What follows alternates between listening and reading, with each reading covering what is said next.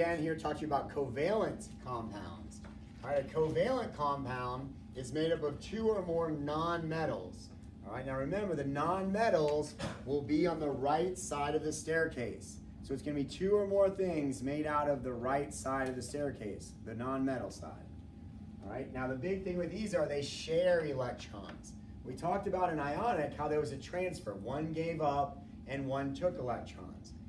In covalent compounds, they share electrons to get a full octet. So what's an octet? They want 8. They want a full outer shell of electrons.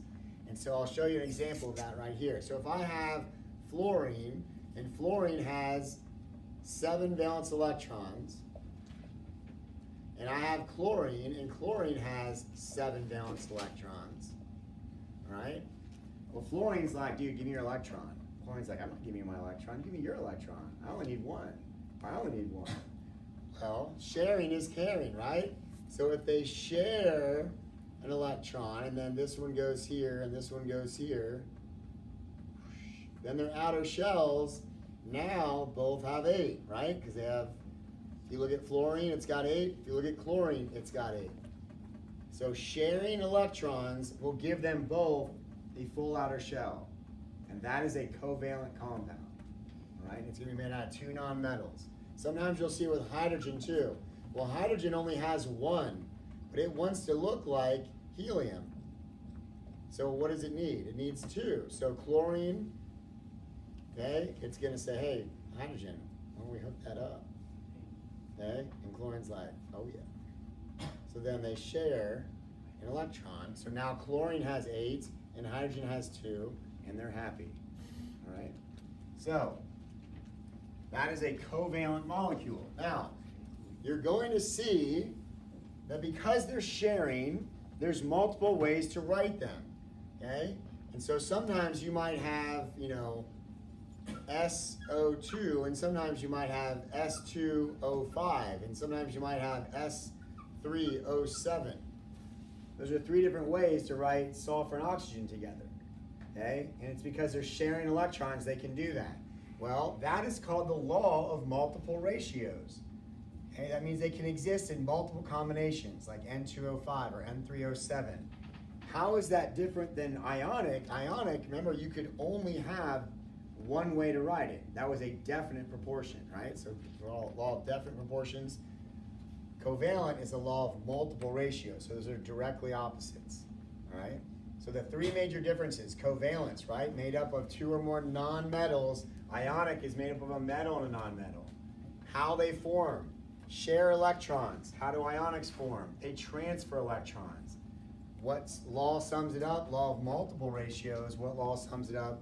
Law of definite proportions. So those are 3 huge differences between ionic compounds and covalent molecules that you're going to be seeing.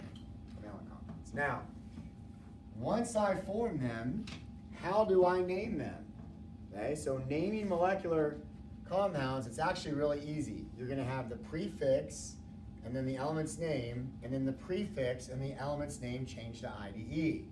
What is a prefix? The prefixes you're going to use are the following. For 1, it's going to be mono, which makes sense, right? Mono e mono is 1 on 1.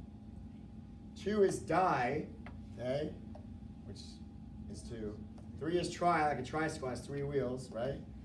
Tetra is 4, like a Tetris. Did you know when you clear the board? You guys ever play Tetris before? The little blocks and shapes. The long thing is 4, and you put that in there, clear the board. Penta is 5. So if you're a witch and you do pentagrams all the time, you know what that is. Hexagon, okay, is 6. That was a joke. Okay, hexagon is, you have 6 sides. Okay, so you have 6 atoms. Hepta, I don't really know what hepta, I've never heard that before other than this, but hepta is 7. Octa, like an octopus, has 8 arms, right? Nona is 9, and deca is 10, like a decade is 10. All right, so these are pretty easy. So when I'm naming them, if I have, I'm going to put the prefix, element, right? So here, what? Look, prefix, element. So it's tetra, nitrogen, prefix, element, hexafluoride. Okay, that's how you name it. Prefix, element change to IDE. So that's the same IDE endings that we had on the ionic compounds. So we should be able to do those, all right? Now, there are two exceptions that you have to be aware of. One, you do not put mono on the first element, but you have to have it on the second.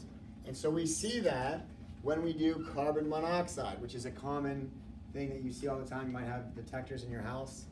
Okay, it's not monocarbon monoxide, okay? It's just carbon, because we don't need mono on the first one, and then it's monoxide. All right? So if I had, I don't know, if I had, let's go, SCl, that's sulfur monofluoride. So does everybody see? You don't need mono on the first one, but you still keep the element's name. You have to have mono on the second one. You keep the element's name changed to IDE. All right, so then the other little rule thing you have to be careful of is when you're using oxides or iodides, which obviously start with vowels, you're going to drop the A or O endings on the prefixes.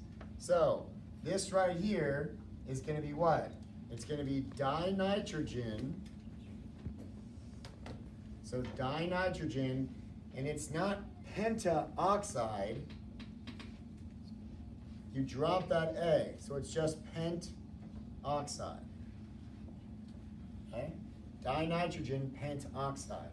So what's this one going to be? Trinitrogen, and it's not heptaoxide, it's just heptoxide.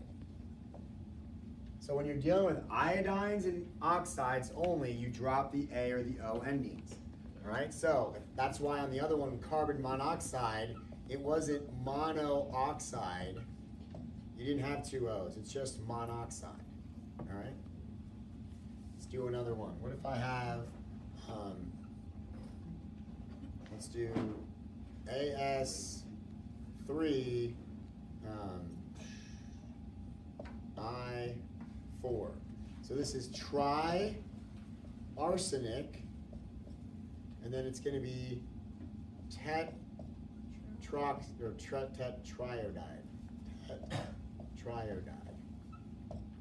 Right? So it's not tetraiodide, it's tetriodide. You guys see that? Now, where would I do have double vowels would be in the I. So if it's an I2, an I3, it would be triiodide. You do have two I's. All right?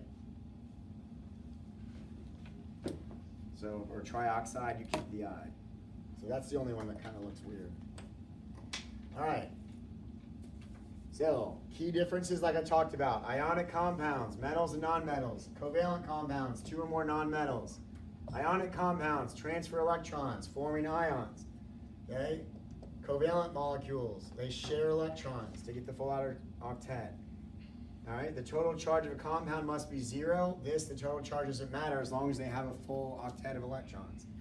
Law of definite proportions for ionic, only one way to write them. Law of multiple ratios for covalent compounds, you can write them multiple ways. All right, naming ionic compounds. The metal keeps its name, non-metal changes to IDE ending. If it's a Roman numeral metal, you got to show its charge with the Roman numeral, right? If writing these, you have to use prefixes. So right away, you know that that's a molecule if you see prefixes in the name. Okay, so like tetranitrogen hexafluoride, you know that's two nonmetals, and you just look at it, right? Prefix element, that tells me how many of them I have. It tells you how many of these I have, all right? No mono on the first, but you have to have mono on the second. Drop the A or the O ending on the prefixes when you're using oxides and iodides.